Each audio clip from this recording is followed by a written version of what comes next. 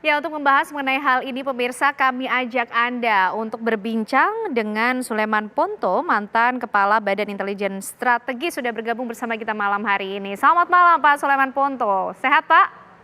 Ya, selamat malam, sehat. Ya, Pak Suleman Ya, Ponto, ini beberapa waktu lalu Presiden Jokowi menyebutkan mengaku mengantongi data intelijen mengenai agenda-agenda partai politik di pemilu ya, 2024. Memangnya data intelijen sampai juga ya. mengurusi urusan partai politik di Indonesia juga, Pak Suleman Ponto?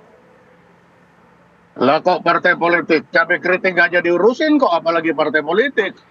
Hmm, Cabai keriting itu harganya di pasar induk mulai dari Medan sampai Surabaya sampai di Papua sana itu dilaporkan jam 8 pagi sampai jam 8 malam 2 kali sehari. Apalagi partai politik. oke. Sudah pasti itu. Mhm. Jadi bukan hal yang luar biasa itu. Oke, Gitu.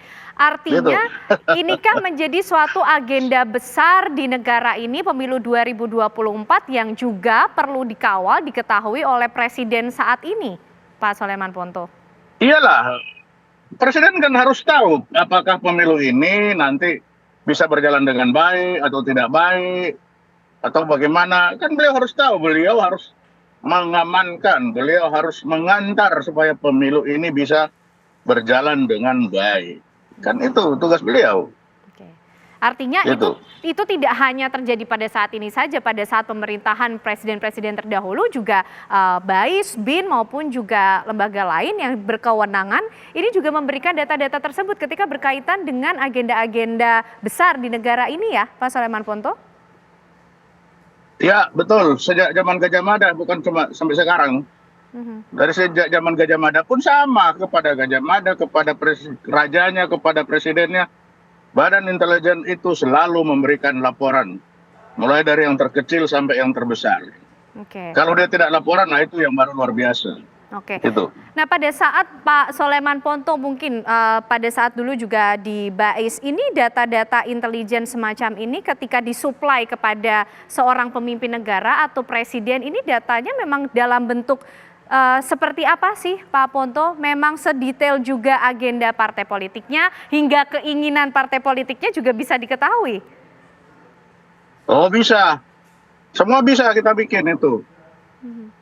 Apapun yang kita tahu, adalah apalagi kalau mau apa ada pilpres seperti begini ya semua kita amati semua apa yang akan dilakukan, apakah ada potensi bentrok atau tidak.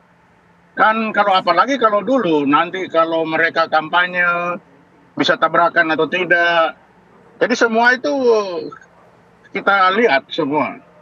Kegiatannya apa, semua dilihat itu. Oke. Supaya apa? Ada antisipasi untuk mengamankan agar supaya pilpres, pilkada semua berjalan dengan baik, gitu. Oke, itu kan tujuannya kemudian data intelijen yang mengenai kegiatan parpol ini diberikan untuk lebih menjaga stabilitas negara dan juga keamanannya. Tapi ketika seorang Betul. pemimpin negara, Pak Ponto, menyampaikan mengenai hal ini, Ya. kemudian juga banyak yang menyebut, banyak yang berkomentar, seorang presiden kemudian jadi ikut cawe-cawe politik begitu.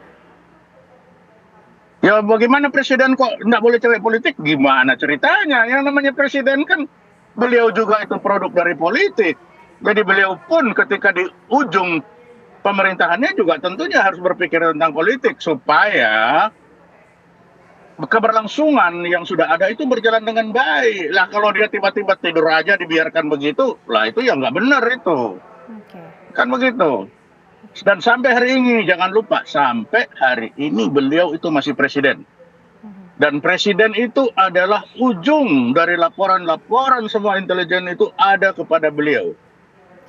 Hanya yang dulu-dulu aja tidak bicara. Tapi kalau beliau bicara ini artinya beliau menyenangkan kepada badan intelijen. Oh iya, saya terima. Yang kacau kalau bilang saya tidak terima dari BIN, tidak terima dari BAIS. Wah, itu baru kacau itu. Mhm, mhm. Tapi ketika beliau terima, ya kita senang juga. Wah, beliau udah terima. Berarti hasil kerja kita dilihatlah. Dilihat aja, belum tentu dipakai, nggak apa-apa. Mhm. Kan yang penting dilihat. Kan itu Oke. udah senang. Oke. Nah, Itu tapi beliau menghibur orang-orang intelijen itu. oke. Artinya ini Orang-orang intelijen kan orang-orang yang dilupakan. Nah, sekarang kemudian hasil Kan gitu. kerjanya ternyata juga diungkap oleh Presiden Joko Widodo bahwa sudah dikantongi begitu datanya, terlepas dari akan digunakan atau tidak. Tapi ini kan juga menjadi pertimbangan begitu ya Pak Ponto untuk menentukan langkah-langkah ke depan, apalagi yang berkaitan dengan keamanan dan stabilitas negara. Tapi ketika ini diungkapkan kepada publik, publik kemudian ada yang ingin tahu, kepo kemudian, dan juga timbul berbagai spekulasi. Ya nggak boleh dong, data intelijen kan itu rahasia, yang tahu hanya saya dan Presiden. Oke, baik. Pak Sulaiman. Baik. Itu rahasia. Gitu. Jadi tunggu aja apa setelah diberikan itu, tentunya beliau kan akan melangkah. Nah, dalam ilmu intelijen juga bilang, yang dilihat itu jangan dilihat apa yang dia miliki, tapi lihatlah apa yang akan dia lakukan. Itu tidak akan pernah bohong, gitu loh. Nah, data-data intelijen ini sebenarnya memang mencakup sampai sedetail apa sih, Pak Ponto? Kalau Presiden Jokowi juga menyatakan tidak hanya soal ekonomi, sosial, juga politik. Betul. Sampai di batas mana detailnya dari data intelijen sehingga bisa digunakan oleh seorang presiden mengambil langkah, mengambil keputusan? Di batas kan sudah tidak bertanya lagi. Sepanjang presiden masih bertanya dan kita masih bisa, ya itu akan terus. Sampai presiden berhenti bertanya, itulah ujungnya. Oke. Artinya badan-badan Gitu. intelijen ini kan masih akan selalu bekerja dan menyediakan informasi yang kemudian dibutuhkan oleh seorang presiden. Betul. Begitu untuk ingin tahu Pak Ponto ya? Iya. Iya, betul. Lah itu saya kasih contoh, sampai cabai kita laporkan kok. Apalagi yang lain.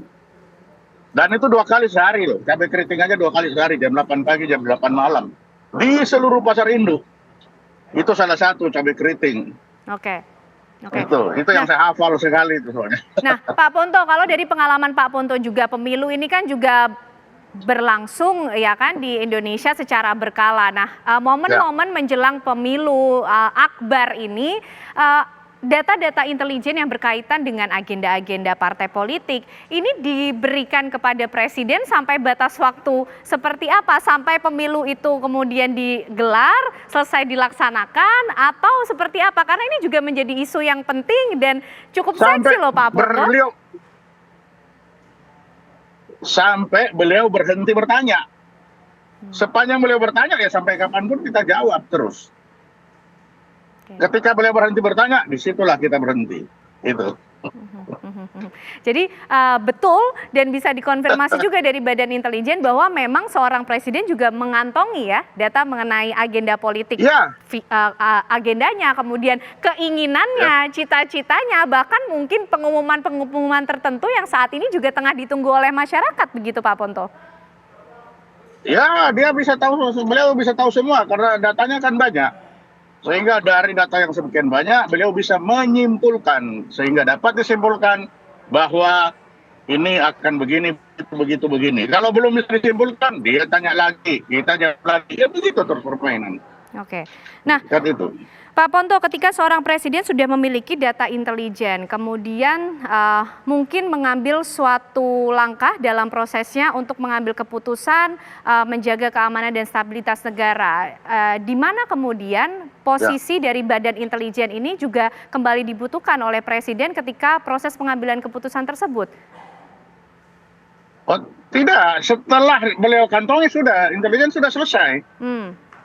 Habis itu beliau mau pakai, mau tidak, kita sudah tidak peduli lagi. Karena kan belum tentu keputusan itu kita berikan. Data dari kita berikan itu biasanya bagi seorang presiden seperti itu, seorang komandan, itu hanya 40% dari data yang beliau sudah miliki. Gitu. Jadi istilah intelijen itu sudah ada intelijen dasar. Jadi beliau sudah memiliki intelijen dasar 60%, baru dia perintah intelijen coba cari sisanya. Jadi 40% sisanya itu pelengkap. Oh, oke. Betul, hanya melengkapi saja, tapi beliau itu sudah punya di isi kepalanya sudah ada 60%, tapi kan belum jelas. Nah, untuk menjelaskan itu diperintahkanlah intelijen untuk mencari. Diberikan dengan nama UUK, unsur utama keterangan yang dibutuhkan gitu. Oke. Nah, Pak Ponto, ini kan menjadi penting karena ini sudah mulai memasuki tahun politik, sudah berlangsung bahkan ya, Pak Ponto. Nah, Ya, presiden ini kan juga bisa kita bilang lahir juga dari proses demokrasi, dari proses politik yang ada. Nah, seorang ya, presiden juga memiliki akses betul-betul sebegitu luasnya untuk mengetahui agenda setiap partai politik yang ada. ya, ya karena habis itu kan beliau yang nanti akan menjamin bahwa pilkada pilpres ini berjalan dengan lancar dan aman dan damai kan. Kalau sudah ada potensi-potensi konflik, bagaimana menghilangkan potensi itu? Beliau akan memainkan semua alat-alat untuk menjaga supaya ya proses demokrasi ini berjalan dengan baik. Kan itu tujuannya. Bisa Oke. dibayangkan kalau beliau tidak tahu apa yang sedang terjadi, itu kayak apa coba? Siapa yang akan memberi komando kepada polisi misalkan, kepada militer, kepada kalau terjadi ada ribut-ribut sesuatu. Mhm. Tapi kalau sejak awal sudah kita tahu, maka itu akan mudah untuk antisipasi. Oke. Seorang presiden memiliki data intelijen artinya suatu momen yang biasa saja, tidak perlu digaduhkan dan juga masyarakat tidak perlu kaget mengenai hal ini, begitu ya Pak Ponto? Iya betul, nggak usah digaduhkan, itu sudah biasa. Yang aneh itu kalau presiden tidak memiliki data ini. Nah itu yang perlu kita khawatirkan. Ada apa presiden ini? Oke, Tapi sepanjang dia masih mengetahui dengan baik, ah itu normal-normal saja. Itu oke, malah bagus. Berarti kerjasama aparat keamanan, aparat di dalam, aparat dengan yang politik itu berjalan lancar. oke. Sehingga beliau tahu. Tapi kalau beliau sudah tidak tahu, sudah apatis, ah itu awal dari malapetaka itu namanya. Baik.